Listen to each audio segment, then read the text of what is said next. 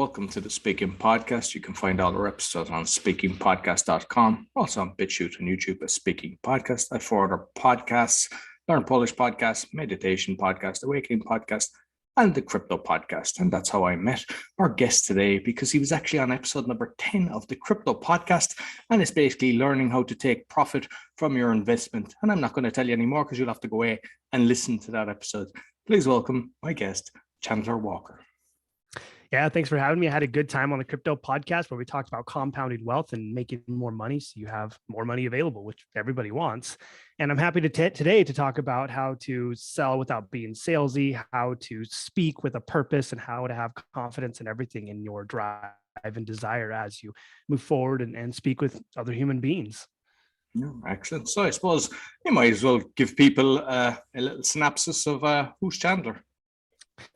Yeah, so I'm a guy who I have a 3-year-old daughter right now. I grew up with a mother who suffered from bipolar disorder, which was it was a challenge growing up because I had to learn how to communicate with another human being who had very high highs and very low lows.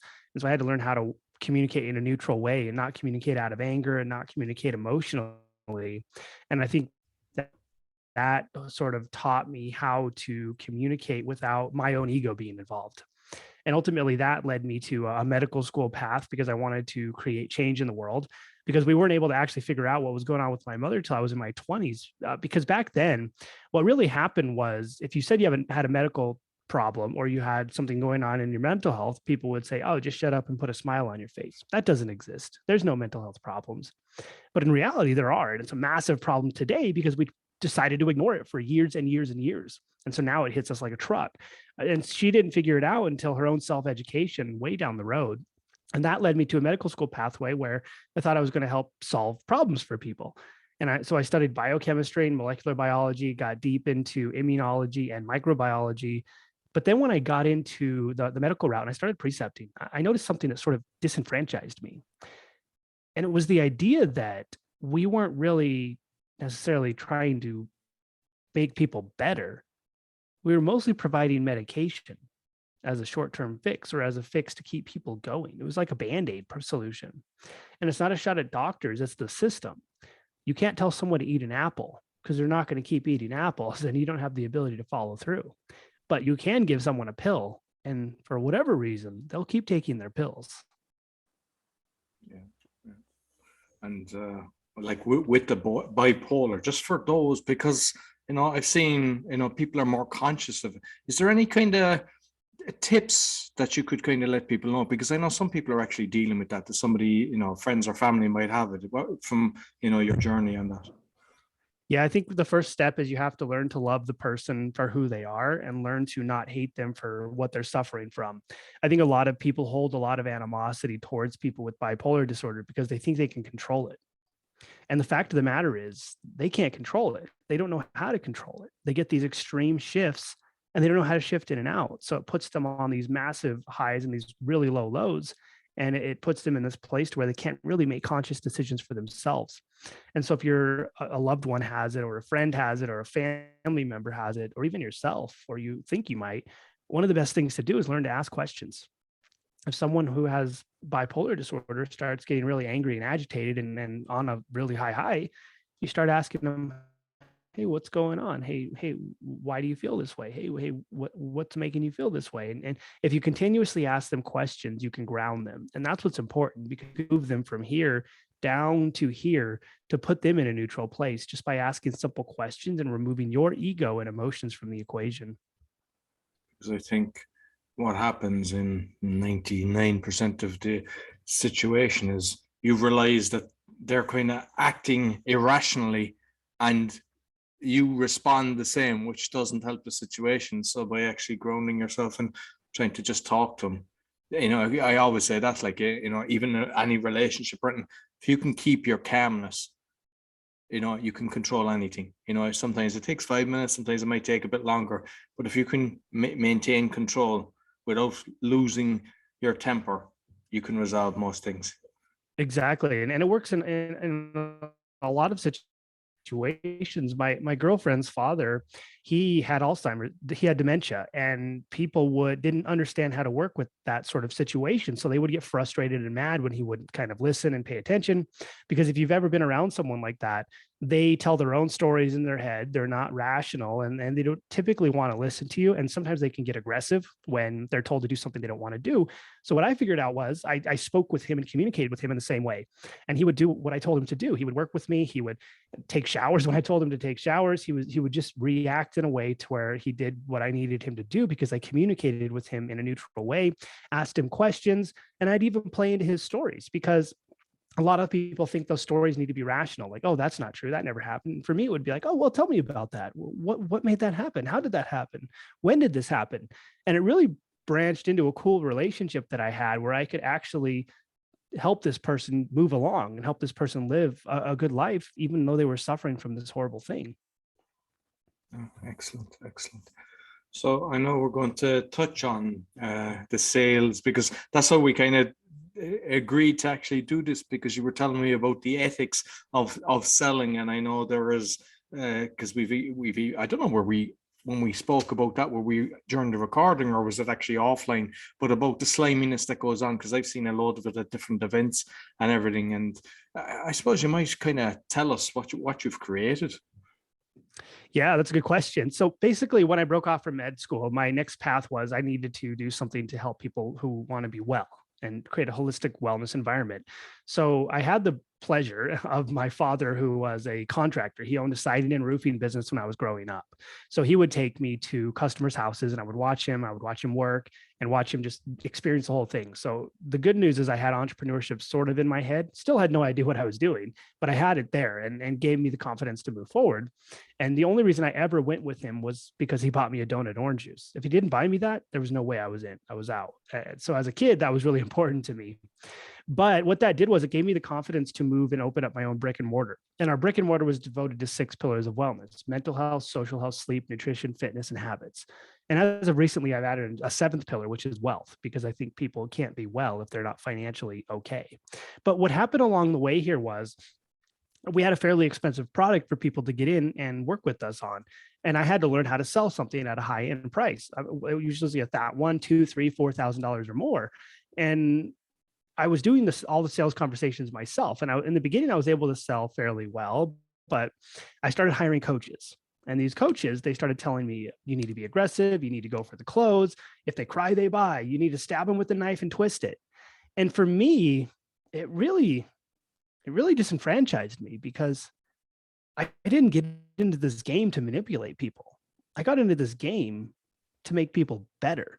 And so now here I was in this situation, being taught to manipulate and bully people to make them better later.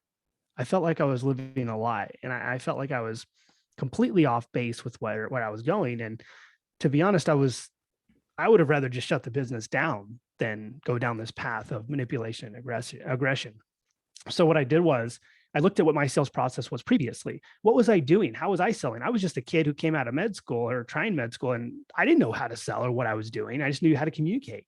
So I took the concepts that I learned with growing up with my mother. I took the concepts that I learned in college, and I was lucky enough to have a friend who was a doctor in clinical psychology who introduced me to a lot of talk therapy modalities and realms. So I took that component that we had in our mental health curriculum, our social health curriculum, and I took the cognitive behavior therapy, motivational interviewing, the acceptance commitment therapy, a bit of trauma and recovery. And all of that I combined with the way I was communicating and created this new psychotherapeutic process to create what we call compassion conversations, or how to sell without manipulation, aggressive tactics, or just feeling salesy. And like I've seen on your LinkedIn, you've done a course with Tony Robbins and Dean Grassosi. I know he's the real estate guy. I'm not sure how you actually pronounce it. Is that something that you've done later than that, or kind of during that journey?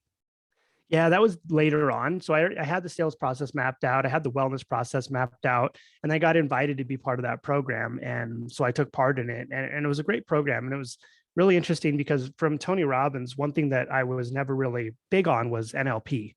And what I learned from him was a way to sort of use NLP that wasn't manipulative and aggressive, Because if you've ever seen NLP, it can be quite manipulative.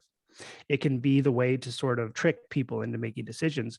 So what I did was I learned that NLP essentially works in a similar way to cognitive behavior therapy, and we can move NLP and the vernaculars it uses and the language patterns into a more focused cognitive behavior idea, and it turns it into a pathway and a platform and a language communication pathway that allows you to fix people and work with people long term and have things that you say actually help them long term. And I think that's the problem with the NLP side of things. It's very short term. People forget after about a day. But if you move it over to this environment, it can actually last quite a bit of time. And so your one sales conversation with someone can be a therapeutic conversation that they never thought that they would have had on a sales conversation. And then what that does is it builds leadership. And when people see you as a leader, they see you as someone worth following. When they see you as someone worth following, it drops their wall of sales resistance. And when that happens, now you become the only person that they want to work with.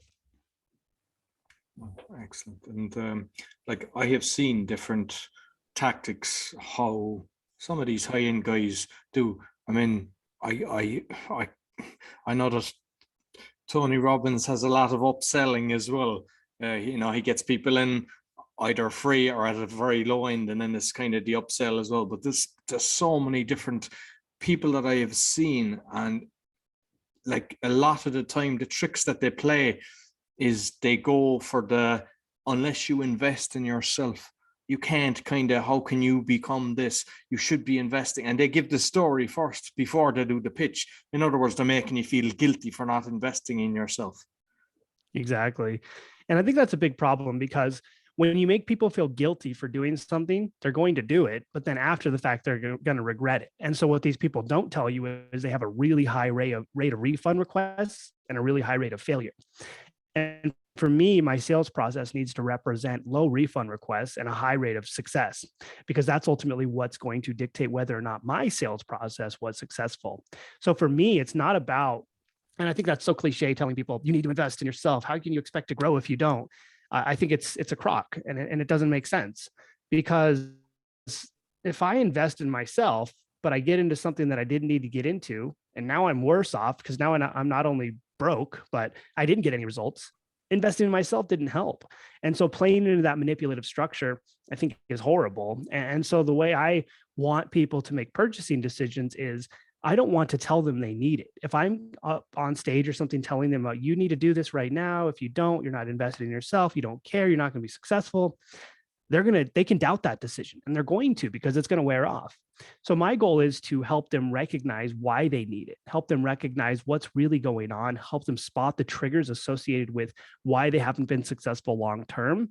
And then that shifts it into what the real problem is.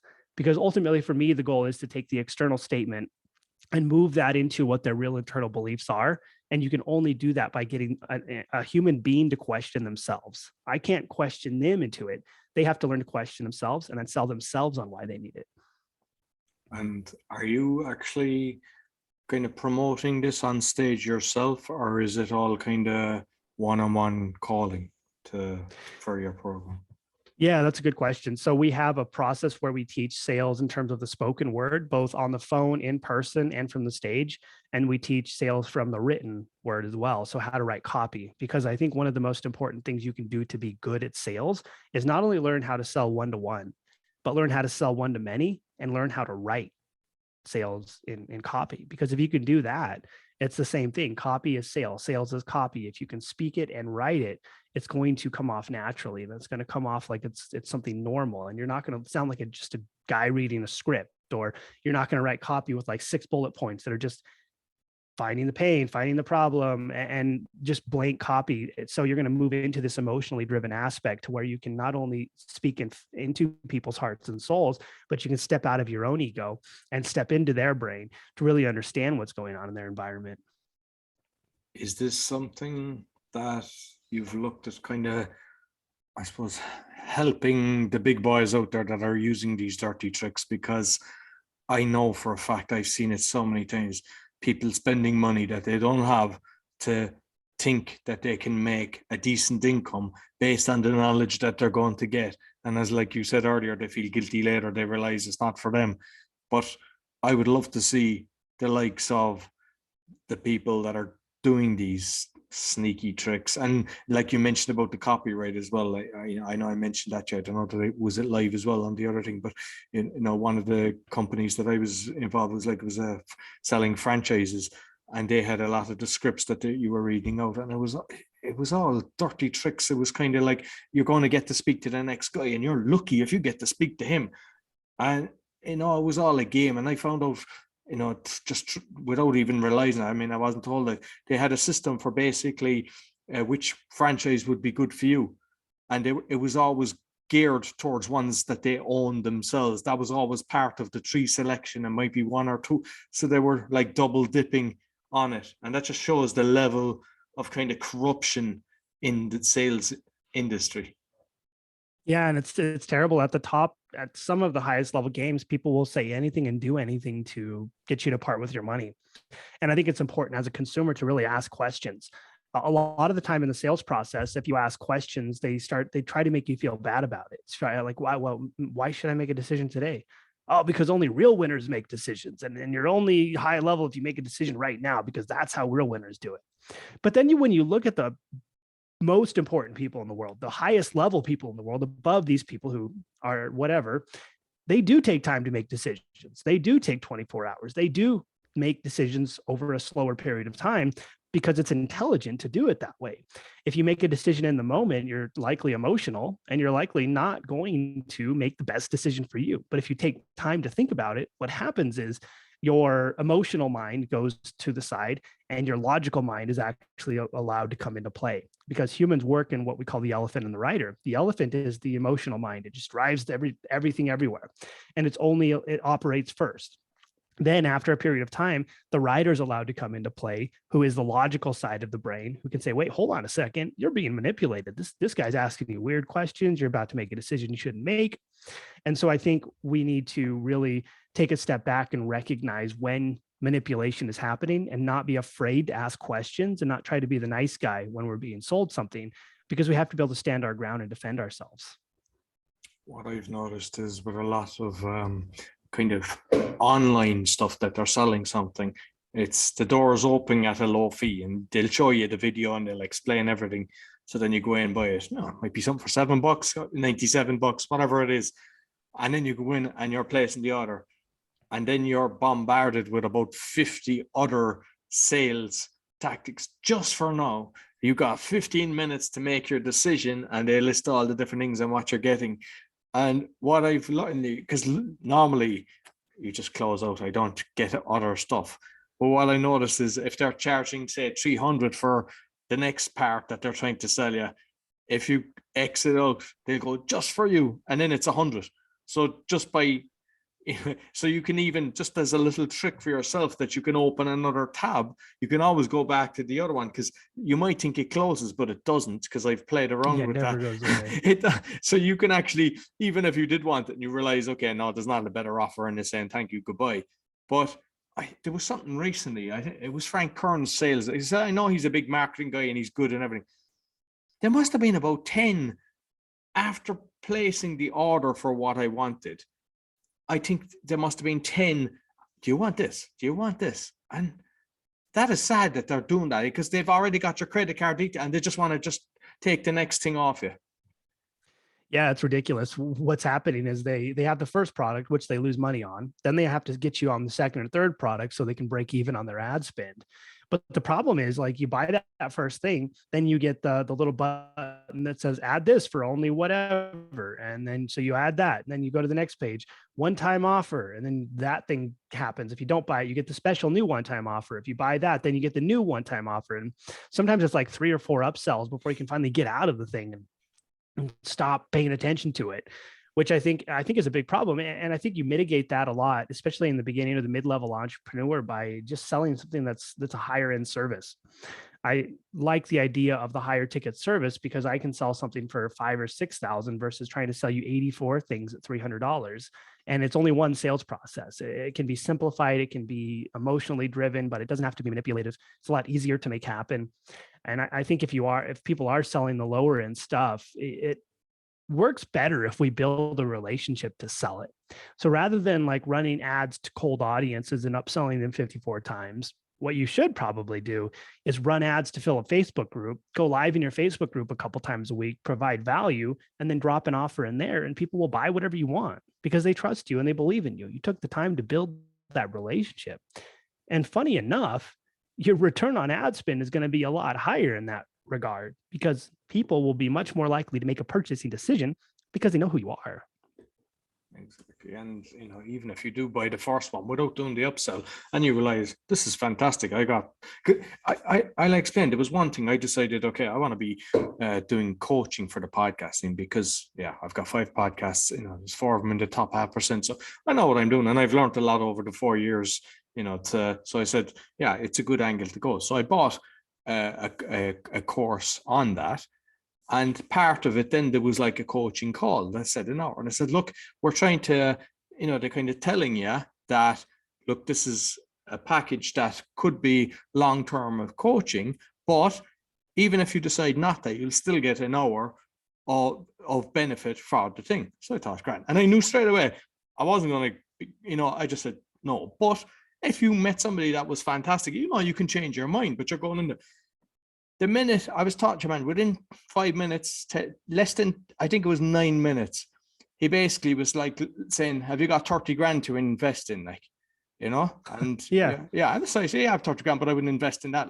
And it was kind of like, well, you're not serious about this business, and best of luck and good luck. And I thought it was so slimy because I was told one thing, you're going to get an hour where really we'll help you, we'll give you advice. And I had a list of all questions that I really wanted to know. And I know that if he had given me his heart and basically tried to help me when I didn't need a coach, or if I did go, wow, I'm after getting so much value, this is going to pay me, it's worth me investing in having him. But he done the opposite effect. It was like, I would never, ever deal with him after that call. Yeah, we call that a bait and switch. You bought something. And then they said, hey, we'll give you this great phone call. And then you got on the phone call and they were like, hey, so what we're going to actually do is sell you stuff. And so they baited you in with something that seemed cool. And then they switched it up and bombarded you with the sales process, which I think is highly unethical. Because what could have happened is, and what a better process would have been, would be to talk through your questions and to work with you and to help you, and then offer you another call to maybe talk about how they might be able to help, because then it's not as much of a bait and switch. It's provide value, offer this thing. If you want it, cool. If you don't, that's fine too. And then just put you in a Facebook group and nurture you for the next 6 or 7 months. And eventually someone does make a purchasing decision. And I think that's an important distinction when we look at in sales. We have to detach from the need to sell today and attach to the need to build a relationship. Because what happens is we'll make sales today, but if we also focus on that relationship and really helping people, what happens is you build this snowball impact because people start coming back. The old adage that people are never going to come back if they get off the phone, it goes away and they start coming back. They start saying, hey, I want to do this now. Hey, can I be part of this? Hey, I'm ready today. And when you follow up with people, they're excited to hear from you. So you build this pipeline to where you depend less on front end marketing and you have a relationship based platform that brings people in on the regular and consistently and in a predictable way for sales. Excellent. I know you spoke around different states. I don't know, was it regarding this business or regarding the health side of things? But the experience of actually speaking in different states, but you've also spoken Canada, I think Australia, and somewhere else I've written down here. There was it's the Netherlands as well. So what's your experience with just dealing with different audiences? And 1, locally in America, and 2, internationally. Yeah, it's interesting because I've spoken in the US, Australia, Canada, Netherlands, and I've had audiences in the UK and several other places. And what I think is super important as a speaker is you can't just show up with a canned speech that you do every time. You have to look at who your audience is going to be. Usually the event organizer can tell you what the demographics are, the psychographics are, and then you have to understand, okay, if I'm in a US based audience, this is the way I'm going to speak. If I'm in an audience in the Netherlands, I need to speak in a different way. If I'm an audience in the UK, I need to speak in a different way. If Canada, I need to speak in a different way, because different cultures operate and have different ideals, thoughts, and philosophies based on especially business concepts and sales.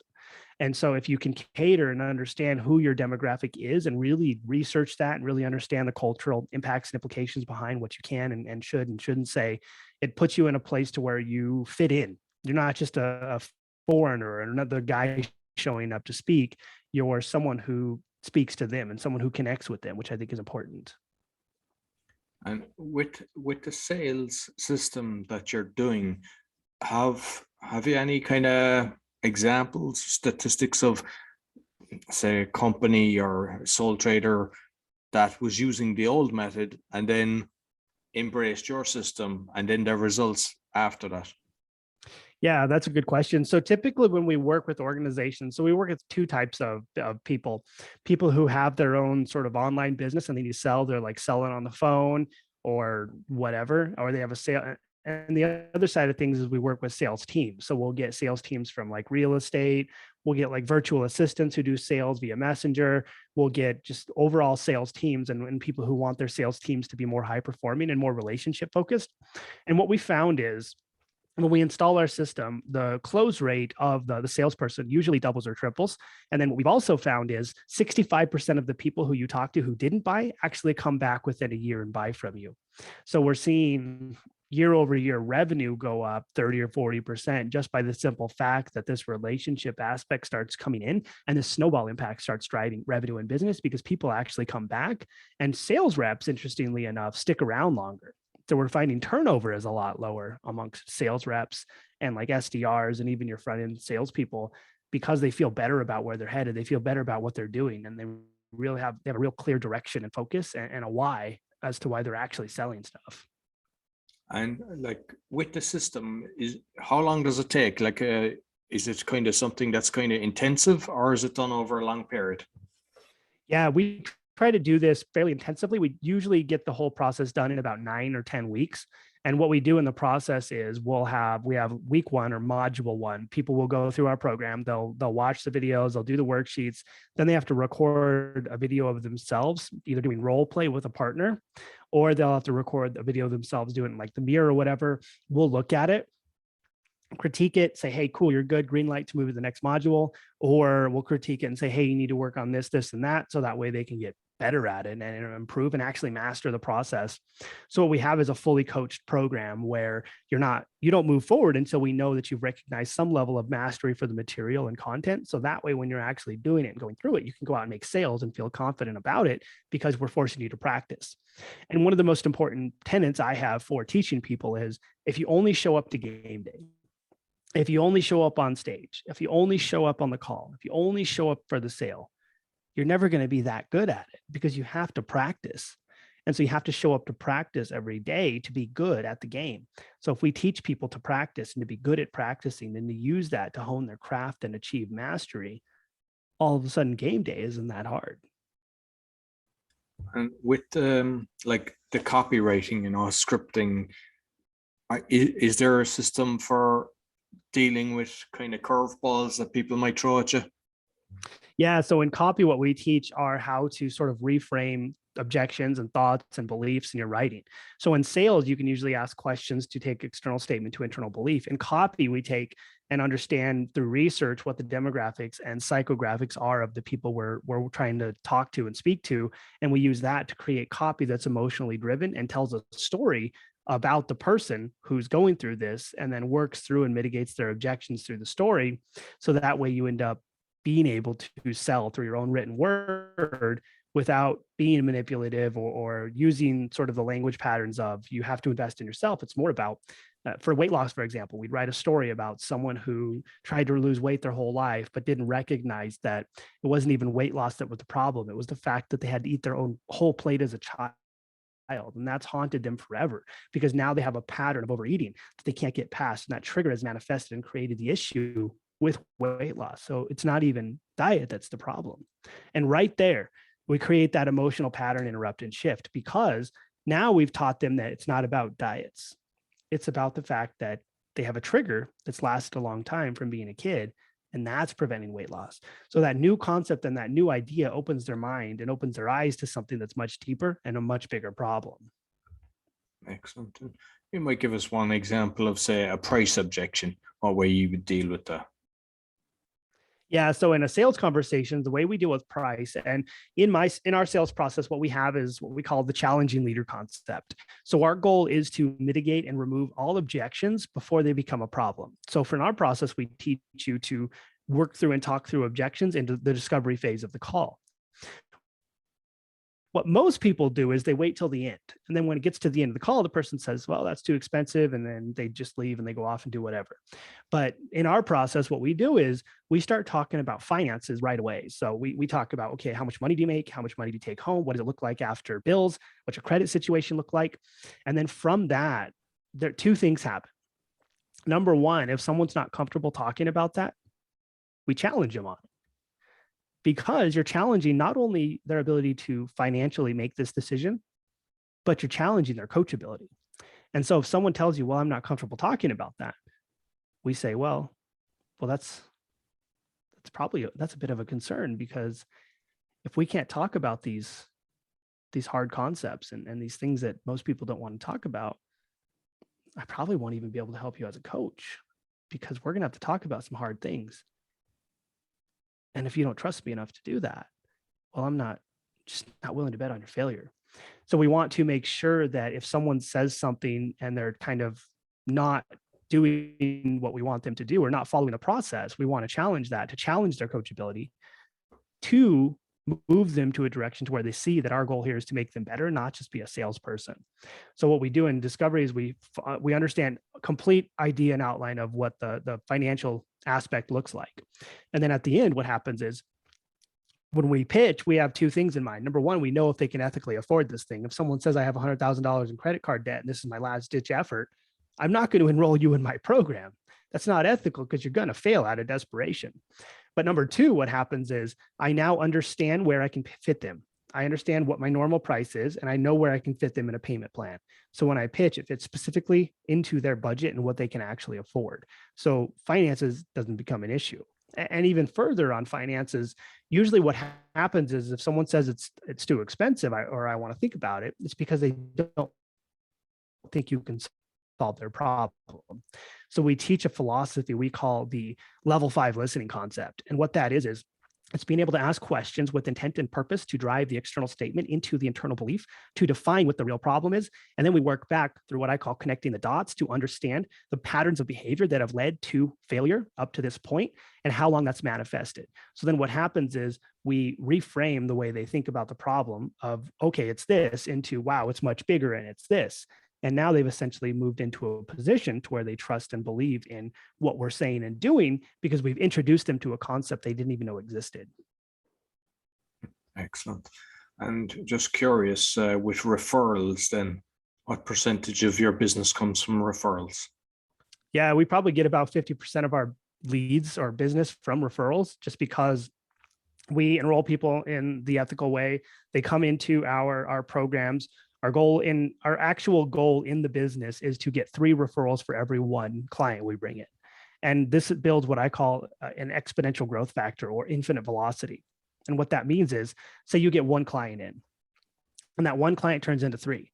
Now you have 3 clients. Now what happens if each of those clients turn into 3? Okay, well, now you have a number that don't have enough fingers to continue counting, and I probably need a calculator, because you grow and you grow and you grow and you grow by an exponential growth factor through referrals. And if you can do that, you reduce your front end marketing costs by a lot, and you reduce the acquisition needs of your marketing team in general, because now you're acquiring leads through this massive referral channel that you've created. And you can the goal here is to systematize this and to put this into a position and place where you can create a predictable 3 referrals off of every 1 client, because statistically every 1 person knows at least 3. And the problem with most businesses, number one, they don't ask. And number 2, they don't have a good process to making it happen and work. No, definitely. And with social media, then, like promoting yourself. Actually, just before, because I'd like to go on to social media as we finish out, but with like the coaches, because obviously you've grown this, massively, and it's like, how can you, because I'm just thinking of the situation with the system I did with the podcast coaching, it wasn't about podcast coaching. It was just a coach for your business. But like, I could see that the guy that he had doing that was not ethical, and doesn't necessarily mean that he himself. But have you systems in place that you know that you've got the right coaches? Because at the end of the day, it's kind of your name or your business that they're affecting. Yeah, for sure. So in our sales team, we record conversations and record phone calls. We make sure we tell the person it's happening and we listen to it. So that the responsibility of the lead in sales is not only to make sure the team's hitting their numbers, but to make sure the team's not off doing their own thing off in Pluto. So the other process we have is we have a customer success manager whose entire responsibility is achieving a 97% success rate or higher amongst clients. And so what they have to do is listen to coaching calls, listen to what's happening, look at emails, just review things and make sure that the coaching staff is on the right path as well. And so I think the way you can monitor this and continue to control your business without micromanaging is putting the right people in place who can monitor and have checks and balances and systems to make sure that things are happening according to plan. And if they're not, to have a conversation with the individual who's not doing it and understand why, and either make the decision to let them go if they just don't care, or help them and mentor them become better. Excellent. Yeah, I love that. I love that. So yeah, you might just like, I know you've got a decent YouTube channel, and I know on Instagram, and you mentioned your daughter at the start, so I can see some beautiful pictures with your daughter, so I can see how precious she is to you. So with the social media, for kind of, do you use that for promoting the business as you, the individual, for the different things you're doing, or do you try to keep everything separate?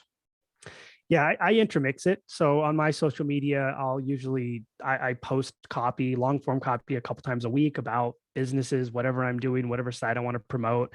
And I mix that in with pictures and ideas and stuff from my daughter and what we're doing. I think my Instagram is a lot more focused on like family and her, because reels are kind of fun to make. We do it together. She likes it. And then my YouTube channel, I have playlists for my wealth and investment strategy, for our DeFi, crypto, and all that stuff, for our sales stuff, for other concepts and ideas, a whole vlog series about my life. So it's kind of this intermix of everything. Oh, excellent. Listen, Chandler, second time round, enjoy this conversation as well. So you might let people know how they can get in contact with you. Yeah. So if you want my 9-step framework to creating compassion conversations, our entire process mapped out, just go to 9step.cultureofcare.life. That's the number 9step.cultureofcare.life, not .com, it's .life. If you want to connect with me on YouTube, just go to youtube.com/Chandler Walker SAF.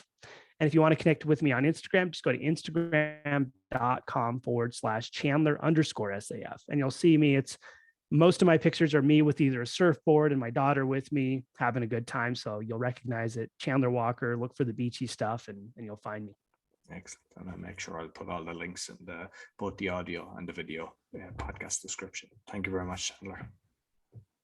Perfect. Yeah. Thanks for having me on. Hopefully we gave everyone some value and you enjoyed the episode. I'm sure they will benefit from what you've said. So thank you. So that's all for the Speaking Podcast. You'll find all our episodes on speakingpodcast.com. As mentioned, we're on YouTube. Find the links in the podcast description. Be sure to subscribe, give us a thumbs up, 5-star review. Really helps. Until next week, take care.